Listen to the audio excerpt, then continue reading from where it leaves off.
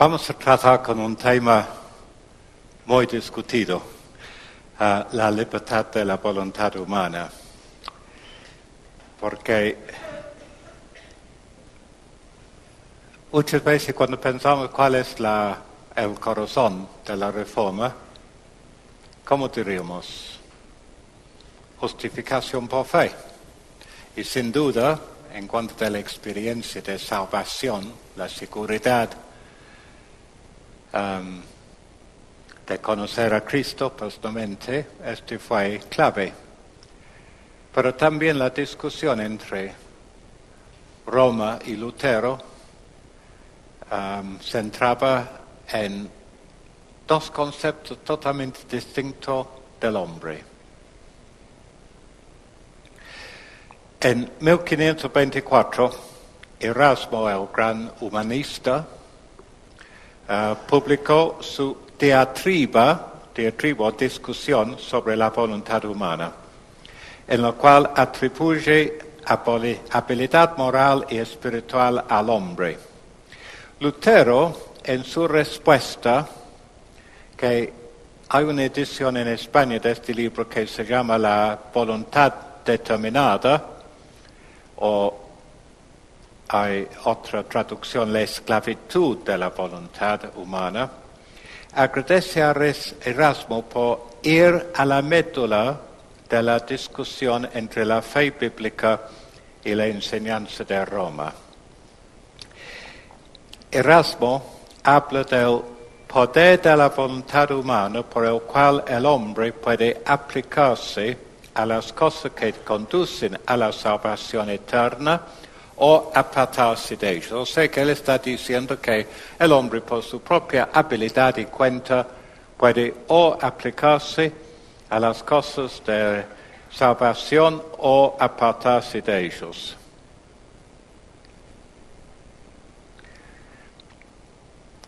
Para Lutero, dijo, el hombre sin el Espíritu de Dios no hace mal contra su voluntad, sino espontáneamente y voluntariamente hace mal. El deseo de hacer mal es algo que no puede por su propio esfuerzo eliminar, controlar o cambiar. Para Lutero, la voluntad humana es como un caballo que va donde indica el jinete. Por naturaleza, Satanás es su jinete y solamente un cambio de jinete puede obrar un cambio en el hombre. No hubo nada nuevo en esta discusión, porque en el tiempo de 500 años antes, prácticamente, 1000 años antes, en el siglo IV, hubo la discusión entre Pelagio y Agustín. A pesar de los concilios que pronunciaron a favor de Agustín, pronto surgieron los semipelagianos que intentaron unir los supuestos mejores elementos de ambos sistemas y cuya influencia fue preponderante en la Iglesia medieval.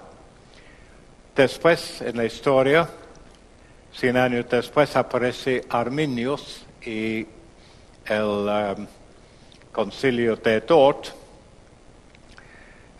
Arminius también quería suavizar la doctrina sobre la soberanía de Dios de Calvino, y el sínodo de Dort rechazó su enseñanza, que fue expresada en 5 afirmaciones, con las más famosas 5 puntos de calvinismo, que son depravación total, elección incondicional, redención limitada a los escogidos, gracia irresistible y perseverancia de los santos.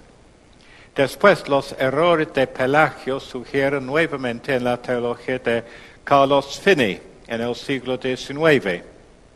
Y hoy día, todavía las ideas de Pelagio y Arminio tienen gran influencia en las iglesias evangélicas.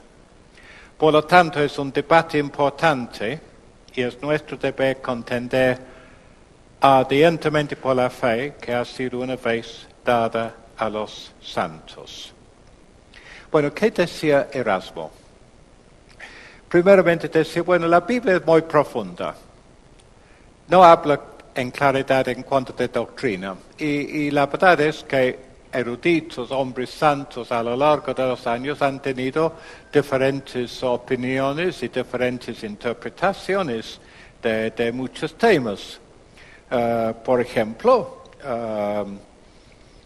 ellos han discutido la Trinidad, las dos naturalezas de Cristo y el pecado imperdonable, sin ponerse de acuerdo.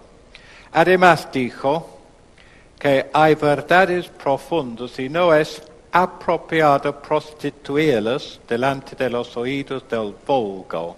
O sea que no hay que tirar sus perlas delante de los chanchos. Y apeló a dos pasajes de la Biblia. Oh profundidad de la riqueza, de la sabiduría y de la ciencia de Dios, cuán insondables son los juicios e inescrutables sus caminos. Y después, Isaías 40, ¿quién enseñó al Espíritu de Jehová o le aconsejó enseñándole? ¿A quién pidió consejo para ser avisado?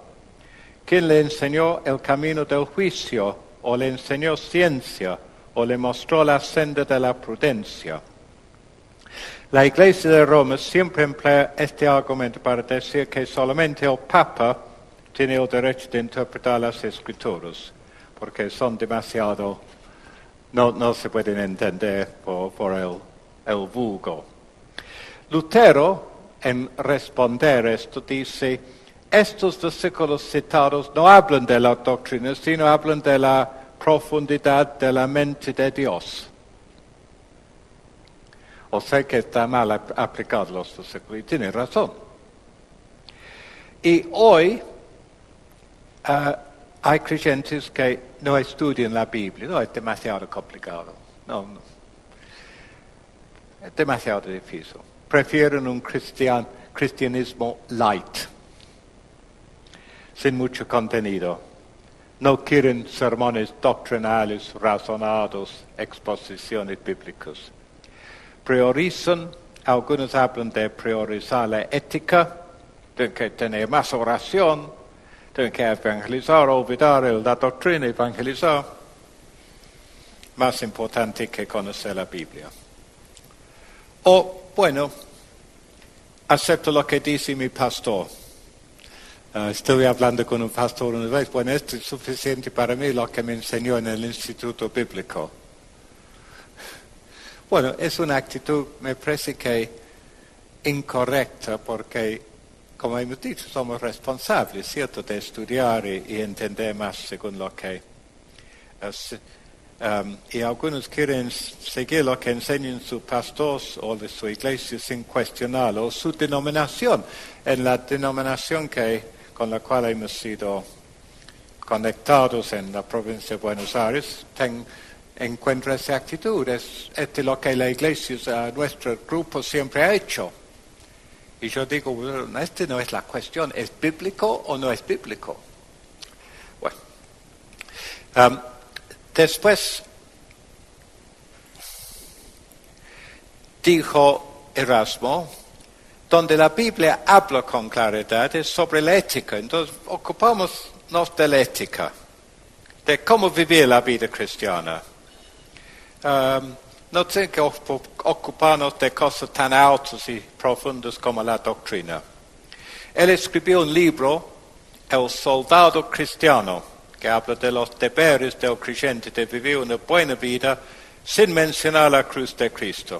Hablaba de los deberes del creyente, que es como un soldado quien debe obedecer a su comandante. Y la queja de Lutero fue que Roma había convertido el Nuevo Testamento en una nueva versión de la ley de Moisés, y Cristo en otro Moisés, quien en vez de salvar, condena. Y este fue su análisis de la situación en su época. Él fue afectado también en su juventud, tenía miedo en la iglesia tener un mural del Cristo como juez condenando a los pecadores, y cuando entraba a la iglesia, le dio miedo le afectó, ¿cierto? Este fue un concepto bastante común en aquella época. Y hoy en día, muchas veces la Iglesia hace un divorcio entre la doctrina y la ética. No predica la cruz de Cristo con claridad. Pero, sin embargo, cuando miramos al método apostólico, vemos una cosa interesante. En la carta a los romanos, por ejemplo, Pablo lleva 6 capítulos exponiendo doctrina. Y recién en capítulo 6, en versículo 11 creo que es, comienza a hacer exhortaciones. Pero después sigue con más doctrina hasta capítulo 12, donde empieza con instrucciones personales, donde él dice que tiene que presentar vuestros miembros tiene que hacer en nuestra vida un sacrificio vivo. O sea que prácticamente 11 capítulos de doctrina y 4 de aplicación. El mismo método vemos en la carta a los Efesios. Entonces siempre en el Nuevo Testamento no puede tener ética sin doctrina. Es imposible.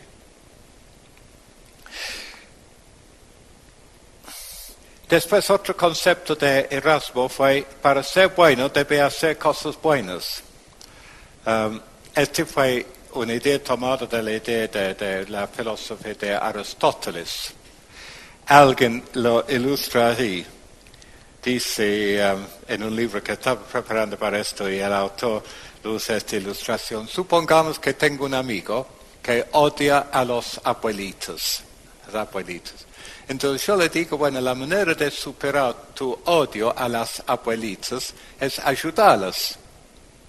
Entonces tiene que ayudarle a hacer la compra en su mercado, ayudarle para cruzar la calle, etcétera, etcétera.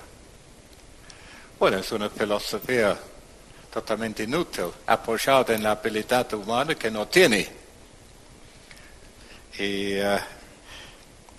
Entonces, pero esta fue la idea idea de Erasmo, y que el hombre es socio con Dios en su propia salvación. Entonces tiene que colaborar. Esto funciona un poquito así. El hombre tiene que mostrar que es bueno, es justo, para recibir la justificación que Dios ofrece. O sea que tiene que colaborar. Y para la Iglesia Católica, generalmente la idea de ser justo es cumplir con ser fiel católico. Pero esto no les da seguridad, porque también atrás de todo eso es purgatorio para purgar los pecados, porque por las dudas, ¿no?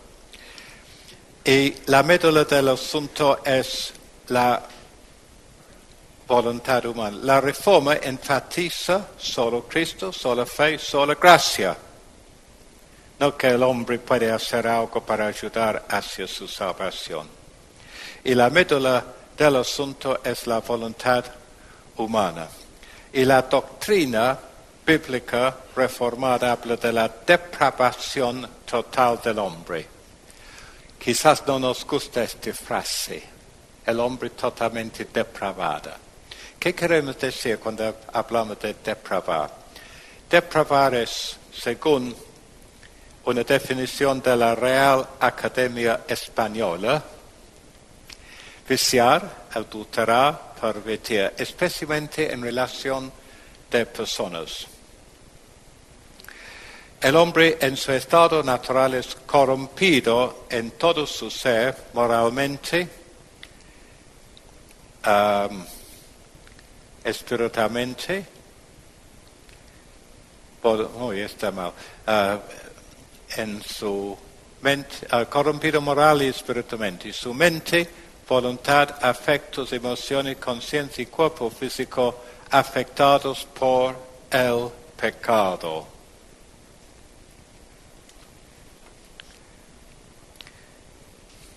El hombre no es tan corrompido que pudiera ser tiene la tendencia de hacer lo malo, siempre tiene la tendencia a hacer lo malo. Pero no es tan malo como puede ser, porque Dios, por la gracia común, limita la corrupción humana. Por ejemplo, nos organiza en naciones, con gobiernos, con magistrados, con policía, que limita la maldad del hombre. Ahora, a veces tenemos quejas contra el gobierno y todo, y corrupción y todas esas cosas, pero tenemos que reconocer que es un freno sobre la maldad, se pone un límite. Y entonces, este es por la gracia de Dios, porque gobiernan por su voluntad.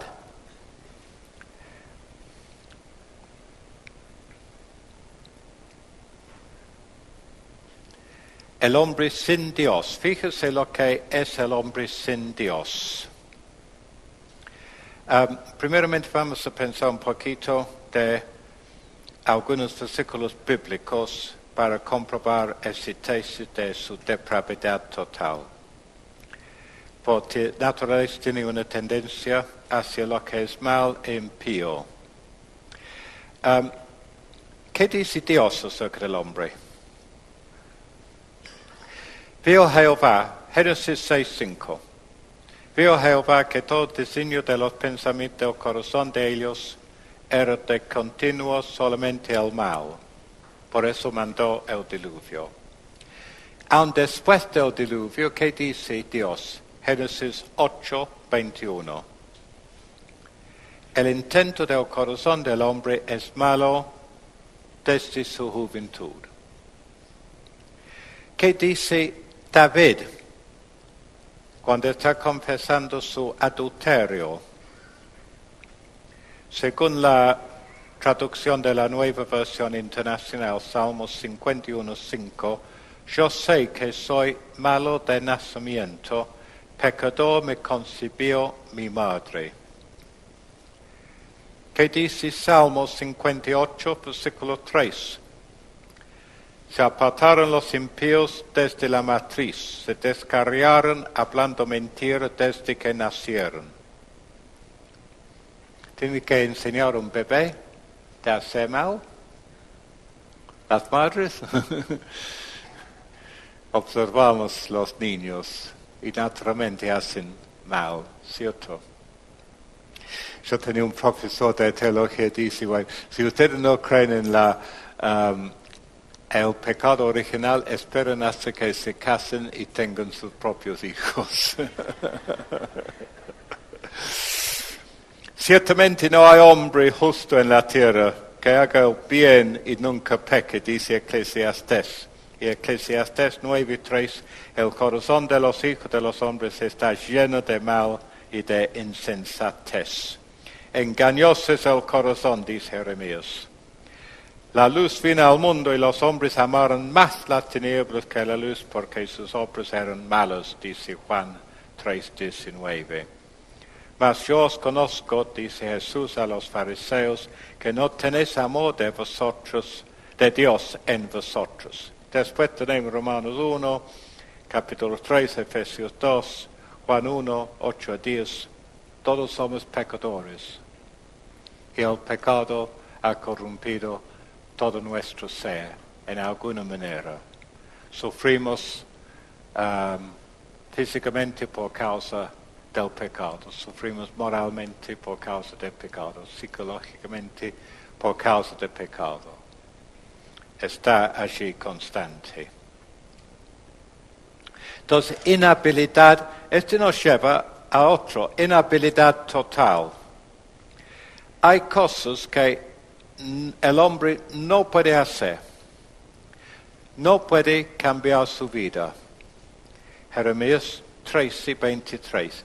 ¿Puede el etíope mudar su piel o el leopardo sus manchas? ¿Podréis hacer el bien estando acostumbrado a hacer el mal?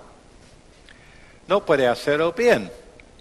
Mateo 7:18. No puede el buen árbol dar malos frutos. Y no puede el mal árbol dar buenos frutos.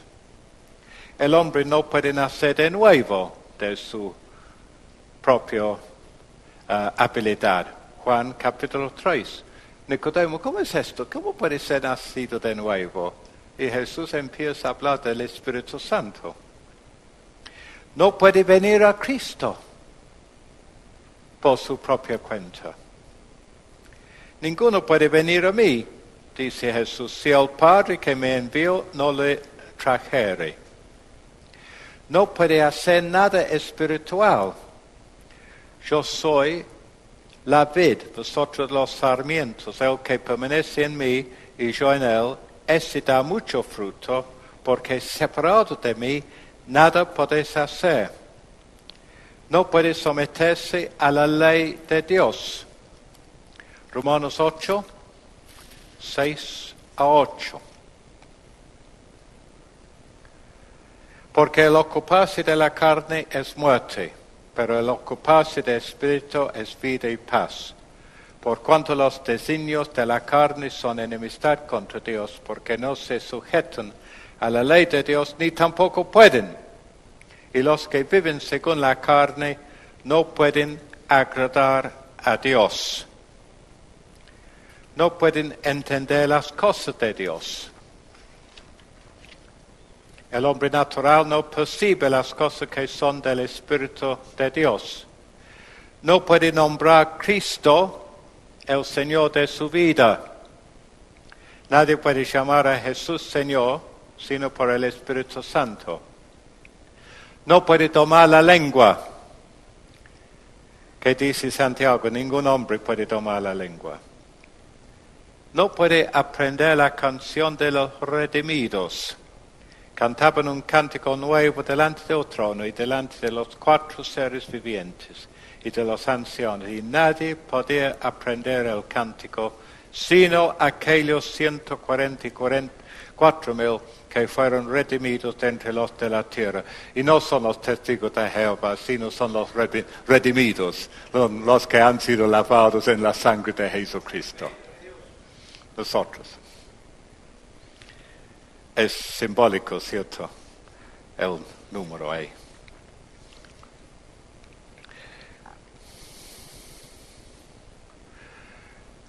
Bueno, hay 2 objeciones.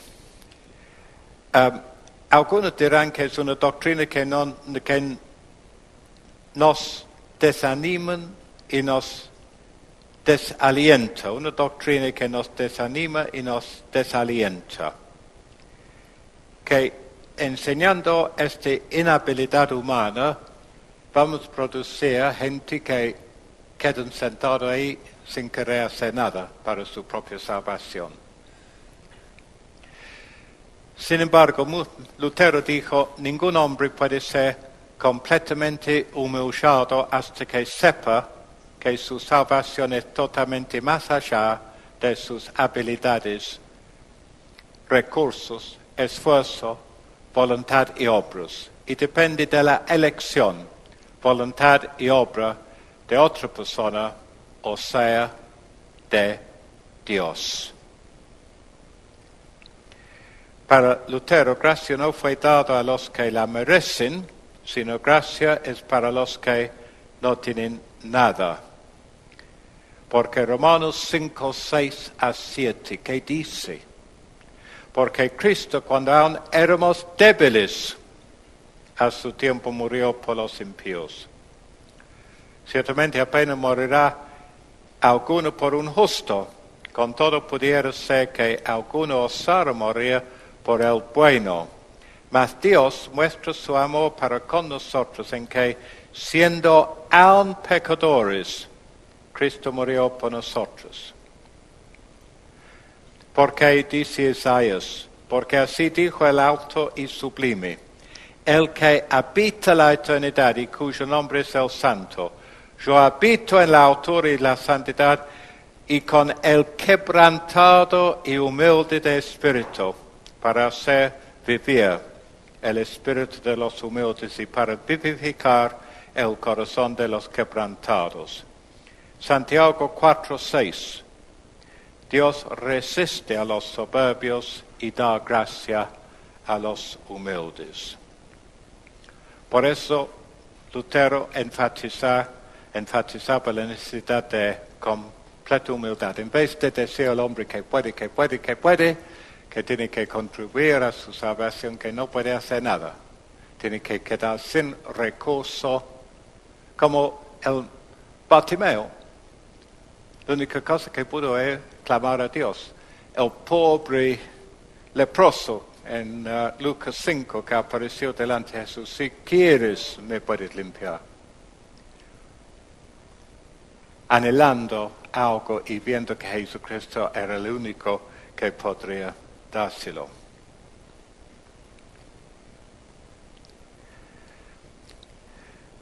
Otra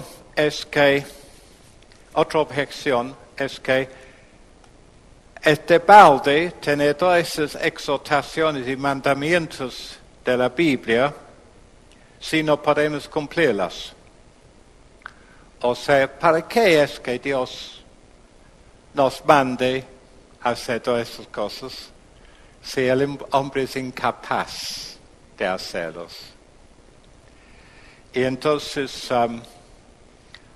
la Biblia responde, sabemos que todo lo que la ley dice, lo dice a los que están bajo la ley, para que toda boca se cierre y todo el mundo quede bajo el juicio de Dios, ya que por las obras de la ley ningún ser humano será justificado delante de él, porque por medio de la ley es el conocimiento de pecado. ¿Para qué esos reglamentos? ¿Para qué la ley de Dios? Perdón. ¿Para qué sirve?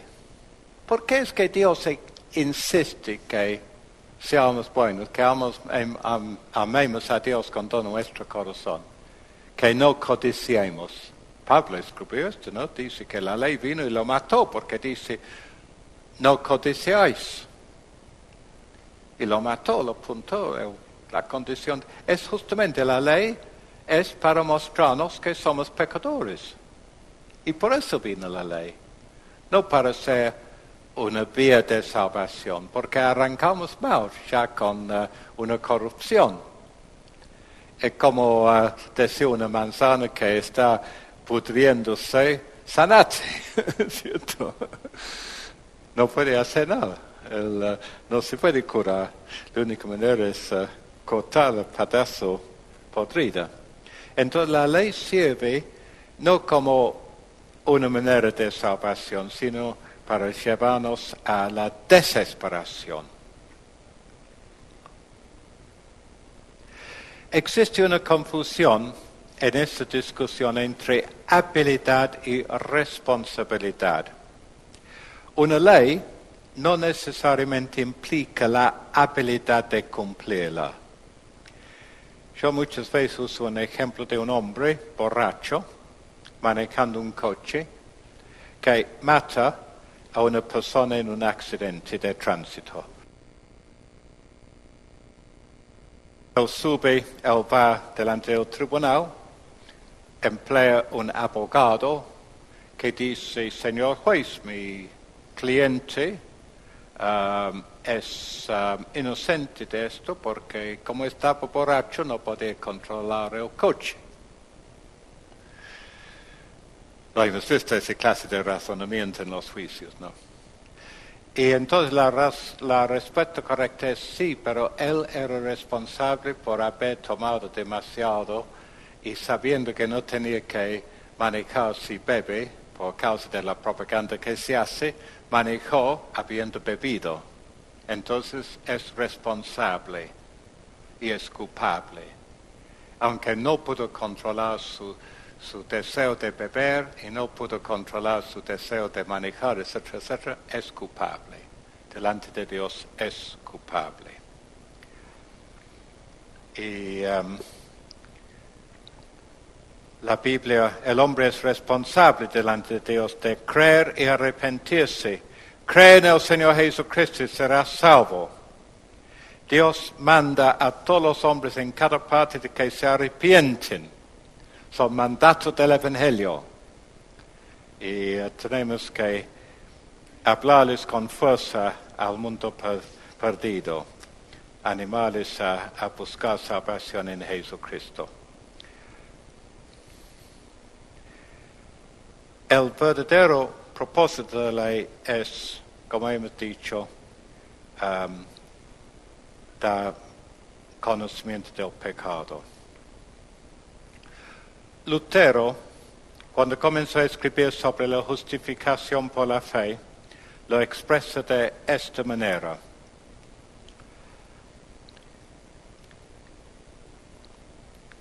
Bueno, sí, aquí estamos. Dios creó el hombre un ser moral con la habilidad de escoger el bien o el mal. Adán escogió el mal y corrompió a toda su descendencia. Somos responsables por las decisiones que hacemos. Somos seres morales. Dios nos ha creado con esa habilidad, aunque está distorsionado, corrompido por el pecado. Amar a Dios es contra nuestra naturaleza pecaminosa.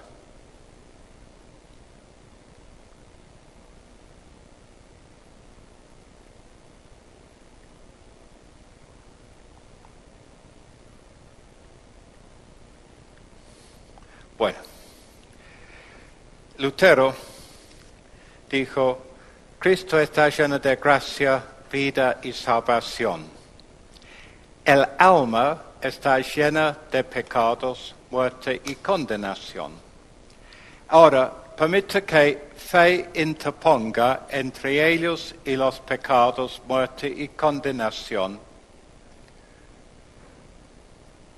Que fe interponga entre ellos y los pecados, muerte y condenación serán de Cristo, mientras gracia, vida y salvación serán del alma. Cristo es el novio que debe llevar sobre sí las cosas que son de su novia y darle las cosas que son de él. Si se le da su cuerpo, su ser mismo, ¿cómo no le daría todo lo que es suyo? Y si toma el cuerpo de su novia, ¿cómo no tomará todas las cosas que son de ella? Usamos la ilustración del matrimonio. Cristo el novio, la iglesia su novia. Y en el matrimonio, el hombre acepta todo lo que es de su señora. Lo que es de su señora es de él. Y viceversa. Lo que es de él es de ella. Lo que es de Cristo, su perfecta justicia, es nuestra.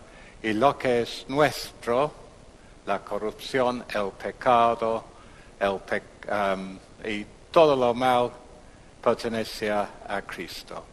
Y Cristo fue condenado en nuestro lugar y nos da su justicia perfecta. Y entonces, para llegar allí, tengo que reconocer que no tenemos nada. Para terminar, imagínense que estás en cadenas, sin poder mover ni un músculo. Y esa cadena tiene un candado. Y me presento delante de ti con la llave del candado en mi mano. Aquí está. No sirve darte la llave, porque no puedes mover ni un músculo. Y no puedes alcanzar el candado. Tienes que pedirme que te libres. Así es el hombre en pecado. Cristo posee la llave y solamente Él puede librarte de tus cadenas. Pero tenés que pedirlo, ¿cierto? Tenés que decir, Señor, yo no puedo, pero tú sí puedes. No puedo dominar este pecado, tú puedes. No puedo ser nacido de nuevo, pero tú puedes. No puedo entender tus cosas, pero tú puedes entenderlos para mí y darme tu sabiduría. La doctrina de la corrupción humana es la única doctrina que enaltece a Dios. A Dios solo la gloria. Oremos. Padre Dios, estas verdades son tremendamente profundas quizás, pero también sencillas porque nos hablan a nuestros corazones, a nuestra experiencia. ¿Cuántas veces quizás hemos luchado contra algún pecado, alguna de sus corrupciones de nuestra persona, nuestro carácter, nuestra personalidad, que tantas veces nos traiciona, aun siendo creyentes?